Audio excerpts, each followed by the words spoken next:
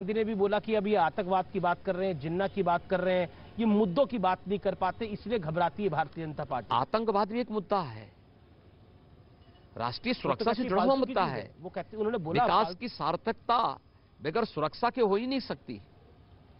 और अगर आज आधी आबादी भारतीय जनता पार्टी को सपोर्ट कर रही है और मुक्तकंठ से कर रही है जी, तो उसके पीछे सुरक्षा का यही मुद्दा है।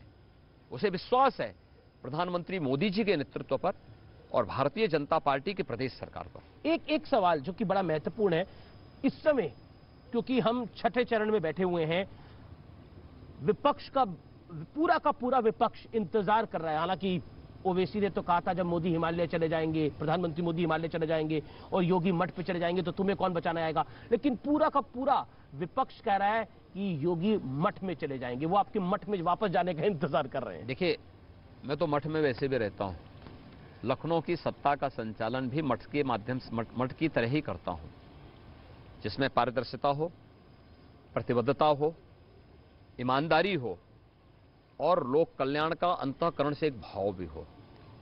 यही मठ की शिक्षा है और वही काम हम मठ में क्यों भेजना चाहते हैं सब लोग?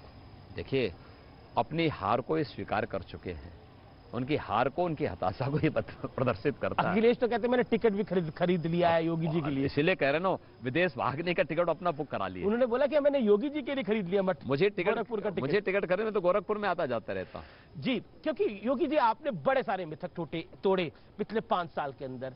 एक उसमें से मिथक था कि नोएडा, मैं हर मुख्यमंत्री कहता था मैं नोएडा जाऊंगा तो हार जाऊंगा, लेकिन आप तो नोएडा चले गए और एक बार ही नहीं कई बार चले गए, तो अब कुछ घबराहट हो रही है कि अब नोएडा चला गया कहीं गड़बड़ ना हो जाए कुछ। लोक कल्याण के पथ पर हम लोग निकले हैं।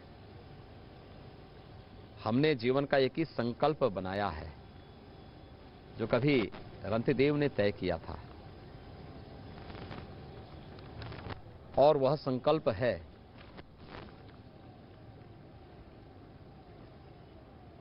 जो हमें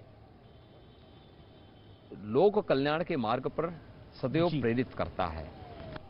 यानी हमारी एक ही इच्छा है और वह इच्छा होती है जो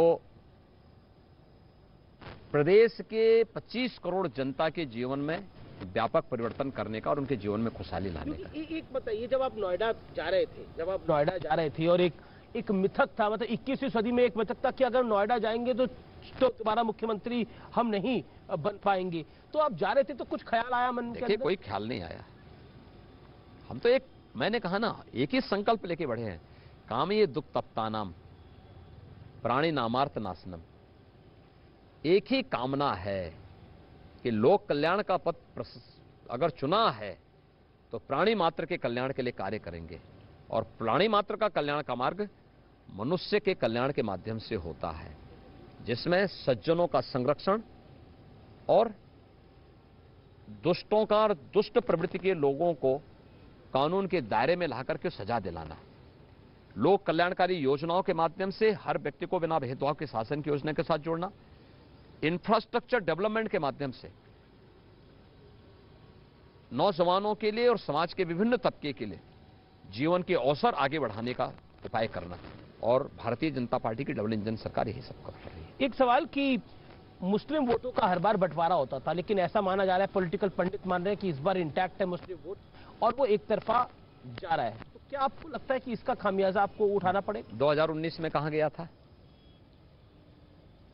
2019 में तो महागठबंधन था ना, सपा बसपा रालोद, सपा बसपा कांग्रेस राष्ट्रीय लोकदल, ये सभी लोग एकजुट थे। तब कहां गया था वोट बैंक? क्योंकि यूपी में आज के दिन पे कोई वोट बैंक नहीं, यूपी में केवल एक वोट बैंक है और वह है भारतीय जनता पार्टी का। 80% लोग भारतीय जनता पार्टी को चुनाव जिताना चाहते हैं और भारतीय जनता पार्टी के पक्ष में।